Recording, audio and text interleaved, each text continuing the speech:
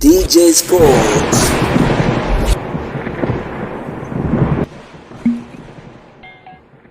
Bwana, moja kati ya taarifa kubwa ambayo inaendelea kupamba kasi kwa hivi sasa ni kuhusiana na taarifa kubwa ambayo inamhusisha nyota wa kimataifa kutoka taifa la Zambia, moja kati ya nyota ambaye alishawahi kufanya mambo makubwa na mafanikio makubwa ndani ya klabu ya wekundu wa Msimbazi Simba, moja kati ya nyota ambaye so far anakipiga kunako klabu ya soka ya Singida Black Star. Bila shaka tunafahamu ya kwamba nyota huyo aliondoka Simba na kwenda kujiunga na klabu ya soka ya Young African, lakini pia tuliweza kuona kwamba nyota huyo aliweza kudumu kwa muda mchache kunako klabu ya soka ya Young African na kumuuza kunako klabu ya soka ya Singida Black Star. Moja kati ya taarifa kubwa kwa hivi sasa ni kuhusiana na klabu ya soka ya wekundu wa Msimbazi Simba, hasa mara baada ya kuafikiana na kutaka kumrejesha nyota huyo ndani ya wekundu wa Msimbazi Simba. Moja kati ya taarifa kubwa kwa hivi sasa ambayo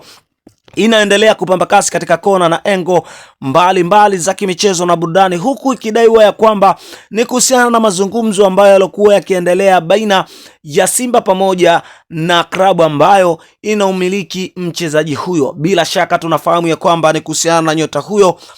Ni moja kati ya nyota ambaye aliweza kutambulishwa na Simba hapa nyumbani Tanzania, lakini kwa muda mchache tu baada ya tetesi ya kuhusiana na Clatous Chota Chama kuja kujiunga na klabu ya soka ya Simba, ukienda kwenye Instagram ya Clatous Chota Chama utakuta ameweza kufuta posti zote ambazo alizokuwa akiposti na klabu ya soka ya Young African. Hii ikimaanisha ya kwamba nyota huyo amerejea kunako klabu ya wekundu wa Msimbazi Simba, hasa mara baada ya mazungumzo mafupi ambayo yalikuwa yakiendelea baina ya klabu pamoja na klabu na mchezaji huyo kuhusiana na kurejea ndani ya wekundu wa Msimbazi Simba. Moja kati ya update kubwa kwa hivi sasa ikiwa inaendelea kupamba kasi katika kona na engo mbalimbali za kimichezo na burudani. Mtazamo wako ni upi? Sehemu yako ya comment ndio sehemu sahihi.